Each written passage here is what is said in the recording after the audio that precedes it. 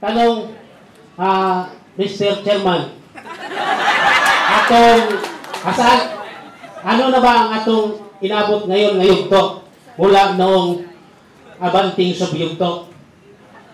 Ay stratehikong patas o umus-us na tayo, pabalik.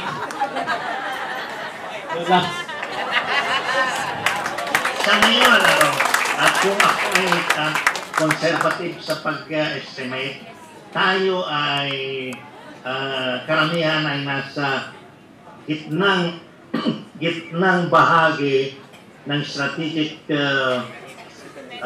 defensive patungo sa dulo noon. At pagdating sa dulo noon, nasa pintuan na tayo ng strategic stalemate.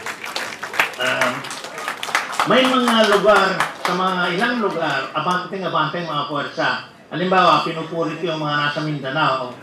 Halimbawa, yung mga pinaka-abante doon, ang maganda doon, makita mo, habang sinasalakay ng kaaway, lalo silang lumalaban at lumalakas. Yun ang ibig ko sabihin. Silang nagpapatunay sa sinasabi ko. Kapag may daring, mapanghahas ang mga commander at mga mandirigma, mananalo tayo. Ngayon, meron din, di ako magsasabi, may mga halimbawang matutukoy tayo na yung idinadahilan, sobrang lakas ng banat, sobrang brutal yung berdugo na nag-command mula sa panig ng kaway. Ako hindi ko tinatanggap yung mga ganong mga pagdadahilan. Alam ko ninyo, ang buong kilusan, buong sampayan ng Pilipino, pinatawag ng martial law, hindi ba? Ano pa bang mas babangis doon? Yung martial law, may lisensya na pumatay kahit saan. Kung tanggapin natin yung pagdadahilan na sobrang bakis ng kalaban, dapat nawala na tayo noong panahon ni Marcos. Hindi ba lalong lumakas ang kilusan revolusyonaryo dahil sa bakis ng pasistang diktadura? Ang kailangan lamang, kapag mabangis yung kalaban, hahanapin mo kung ano yung mahinang bahagi niya. At kung sino yung umaastang siga-siga, madali mong itumba. Dahil sa pagyayabang, hindi niya alam kung ano yung mahinang bahagi niya. Ganun lang.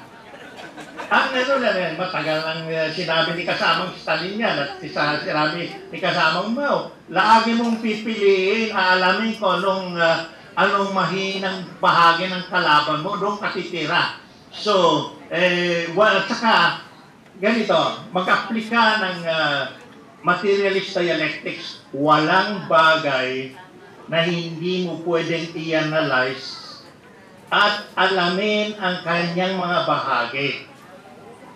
Ngayon, malalaman mo kung anong malakas na bahagi niya at anong mahinang bahagi.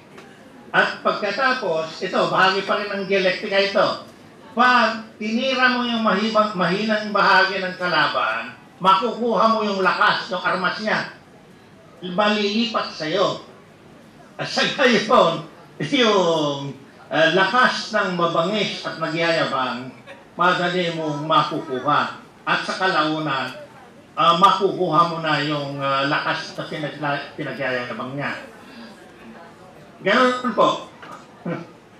Alam po ninyo yung paano sinasabi na sumulong tayo sa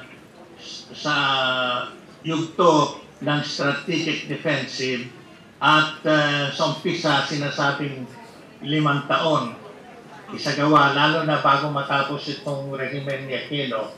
Ngayon, merong parang tag-of-war, no? Ng dalawang panig.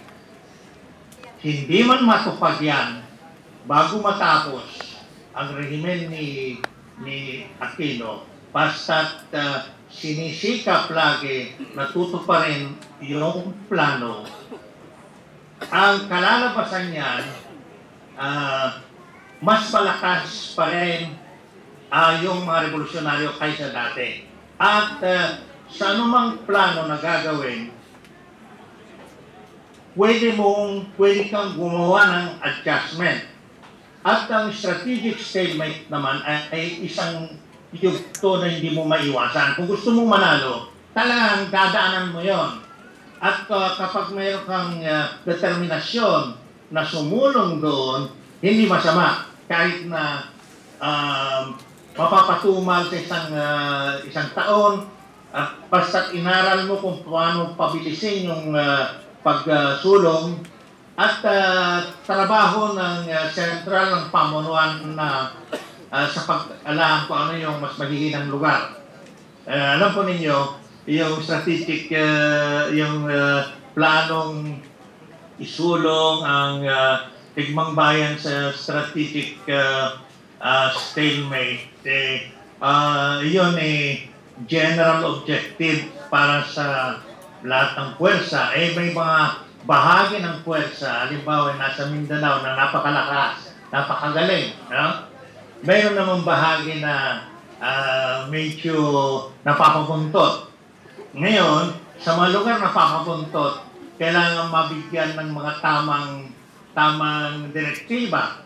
At kung sakasakali talagang nanghihina sa kawalan ng magagaling na kadre, di magpadala ka ng magagaling mula sa mga subok na lugar, sa mga bahagi ng kilusan na may magagaling na subok, di ilipat mo saan mahina para mapasigla at mapakilos ng tama ang puwersa sa isang rehiyon. Kapag may mga rehiyon na malalakas, pwede pagbuhatan ng mga magagaling na kadre para ilagay sa mga rehiyon na may pagka-atrasado.